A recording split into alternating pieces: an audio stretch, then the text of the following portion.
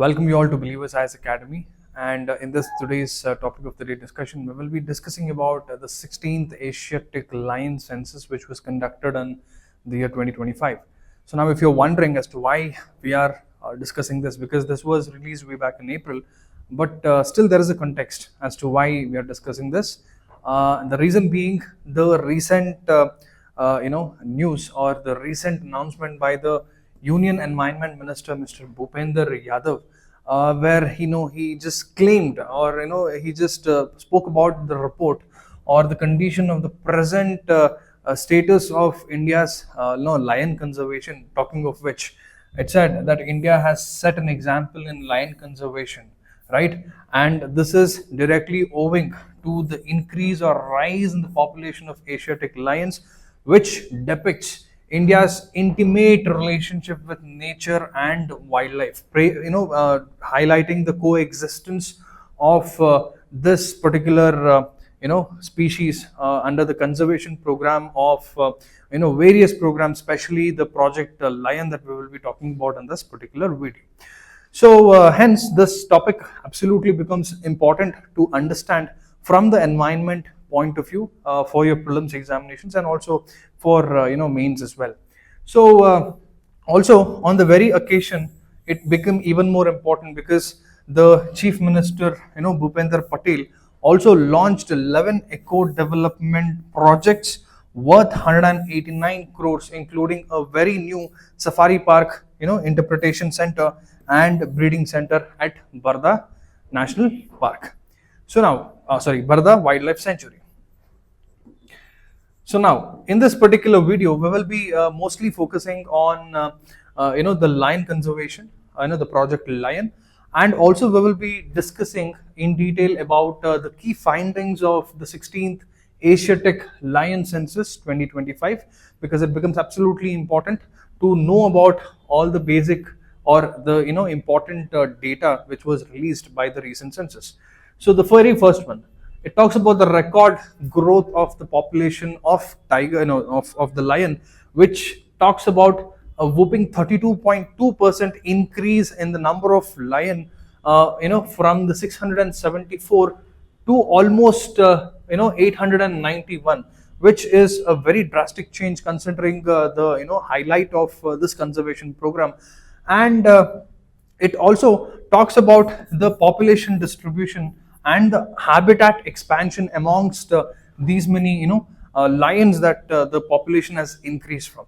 So it states that 384 lions are found within the protected forest and the sanctuary zones, and of this the number of lions inhabiting non-forested landscapes has grown sharply from 340 in 2020 to 507, which is very proving and promising that the number of lions in the inhabited non-forested landscapes, in their very natural habitat, the increase has been seen, which is a very promising figure considering the conservation program or the conservation status of this particular program.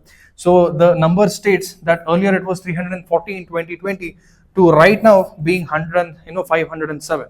And as a result, it also says that more than 40% of the population now currently resides outside traditional protected areas, reflecting both habitat expansion and successful adaptation, which is a very good sign as far as the conservation is concerned, because it is not conservation when it just happens in a very controlled environment, but rather the conservation has extended over a period of over particular regions beyond the protected areas. So this clearly shows how comfortable the species is with respect to expanding its natural habitat, and this speaks length and breadth of this particular program.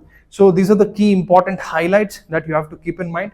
One is the number that has increased, that is 32.2%, and yeah, no harm in even remembering the exact figures, because India is considered one of the top nations with respect to conservation of lion, and this is a very great testament, a milestone for India's achievement in conservation of its natural species. And another important thing to keep in mind is the this fact which talks about the number of lions which are currently residing out of the non-forested, non-protected areas, which is also another significant trend that you can see in this particular census. Moving forward, it also talks about the core and emerging lion habitats, which we were talking about. It talks about Gir Wildlife Sanctuary, Panya Wildlife Sanctuary, which currently houses about 394 lions, right? And forming the species, stronghold. It talks about Amreli district, which is almost here in this region, Amreli district of the Gujarat, and it talks about the Gir National Park and also the Barda Wildlife Sanctuary, which is for the first time since 1879, where it recorded 17 lions, marking the establishment of completely new population hub.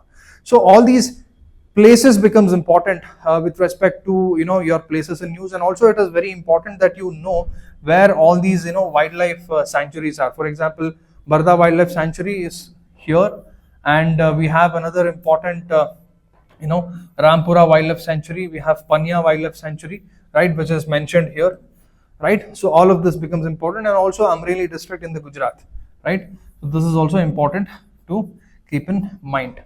And most important striking unique feature of this particular census, where it talks about the gender composition of the growth in this lion population.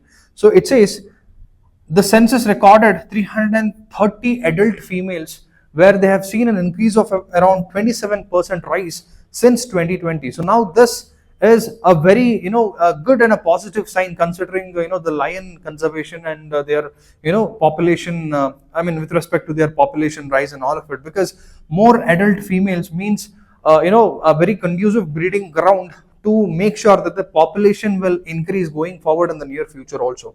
And this healthy female population, as we discussed, indicates a strong breeding base, right? Suggesting that there is a potential of the growth in this particular number that we saw, 891, to be even more in the coming days, right? So that is one aspect which it talks about. And moving forward, it also talks about the key drivers of this particular population boom.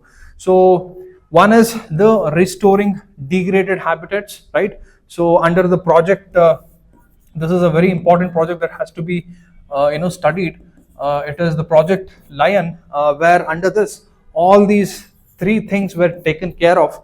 Of this, the very first thing is restoring degraded habitats, which makes it conducive for lions to make it a new habitat, and it helps them to breed or settle down. And then it also under the project Lion, where major focus was also to drive the wild prey base for these lions. Because when you have lions, or let's say when you're talking about lion conservation, doesn't mean you will have to take care of them like your pet dogs or pet animals, like how you treat in your home. You have to give them the natural habitat. Speaking of natural habitat, lion being the apex predator also needs a lot of prey, right? The prey and predator, that relationship, the coexistence, that is absolutely required. And hence this particular project under the project Lion, because of its active initiatives to increase or strengthen the prey base for these lions, has also contributed to the increase in their population, and also has enabled them to expand their habitat, is what the census talks about.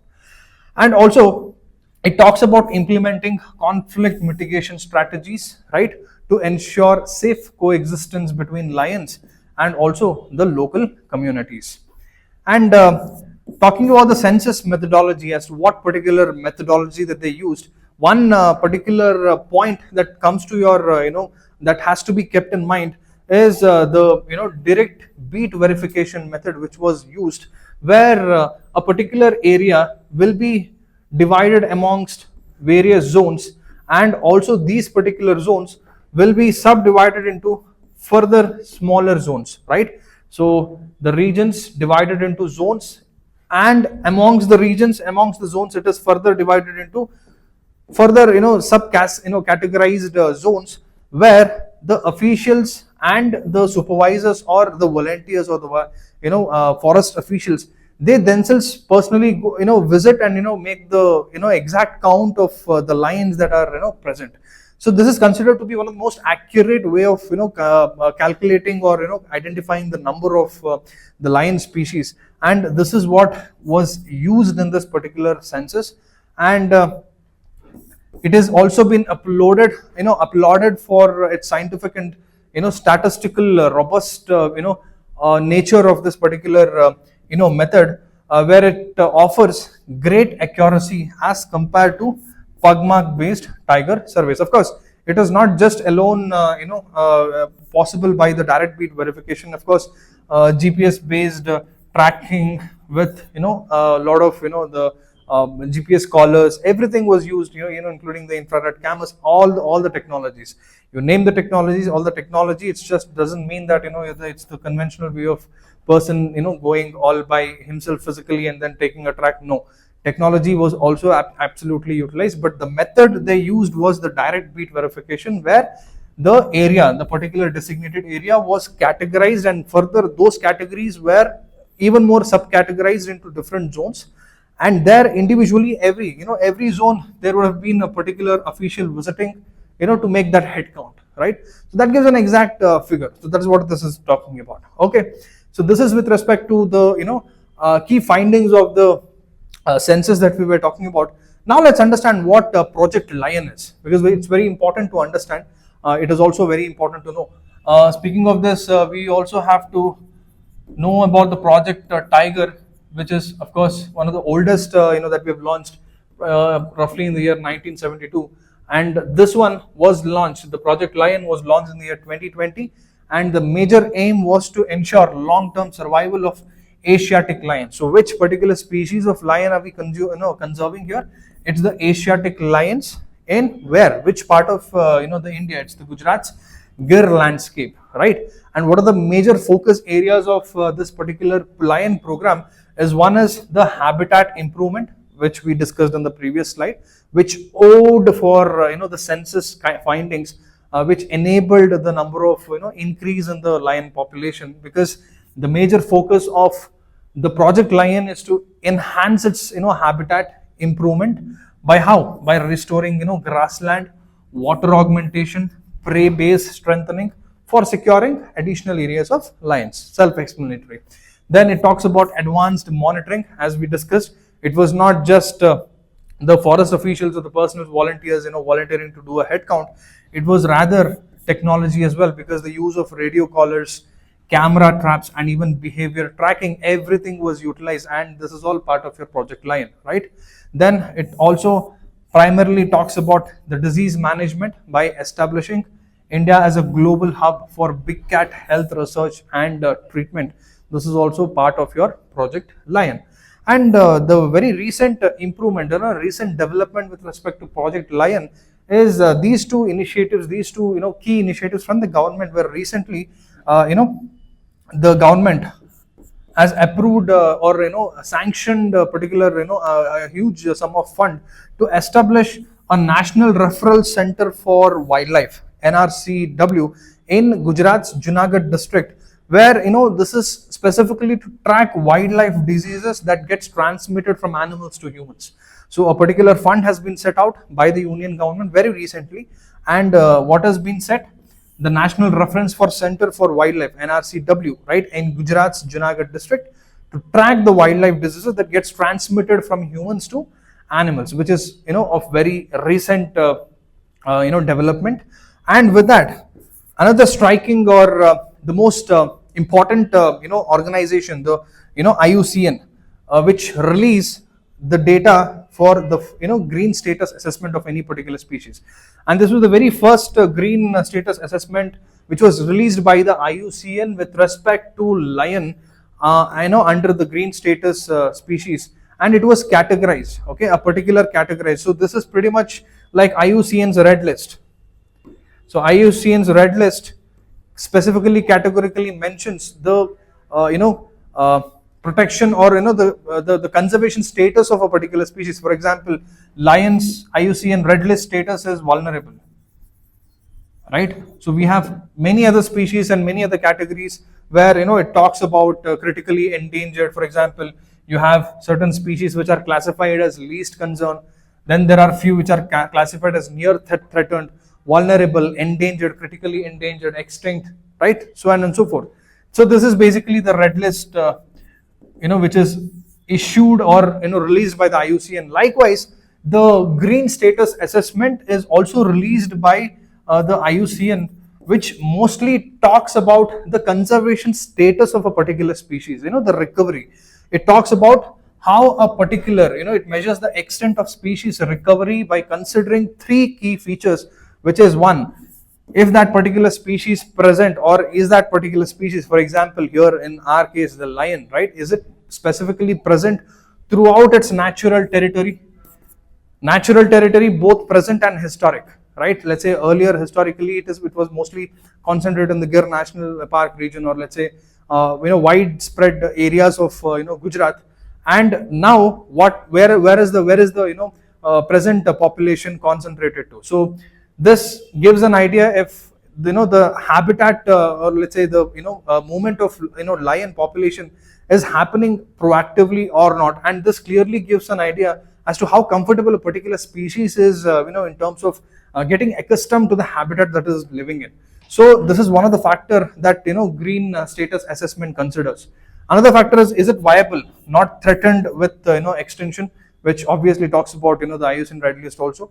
And then is it performing its ecological role in the ecosystem? That is also another important thing. So basically the IUCN's green status, green status assessment, it clearly checks how efficiently a particular species is recovering from its previous stage, right? Considering their population even in the historic area, and also considering its present status, the conservation status, and also by considering the fact that if it is performing its natural ecological role, is it performing its ecological role in the ecosystem naturally or not? Like for example, if it is breeding properly or not, right? Whether or not if it is going non-sync to the nature, right? All of these things. So accordingly, the very first green status assessment was also released by the IUCN for the lions, and the present category of that particular data, the status is largely depleted category, right? We have so many categories.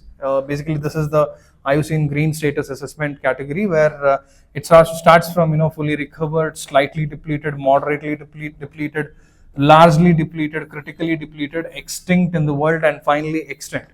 So right now the lion population is largely depleted category. It's under the largely depleted category, which is also very important from the examination point of view. All you have to keep in mind that the green status assessment is released by IUCN, and it is pretty much like the red list, which specifically talks about a species conservation status. But here on the IUCN green status assessment, it talks about the recovery stage or the recovery factor of that particular species compared to its previous count, right? This is important. And with respect to the IUCN green status assessment, the lions category is classified under largely depleted, and when it comes to the conservation status, it is vulnerable, right? So this is all important for the examination point of view, from the prelims point of view. Now that is all for this particular video. We have tried and understood almost about the census data, the key findings.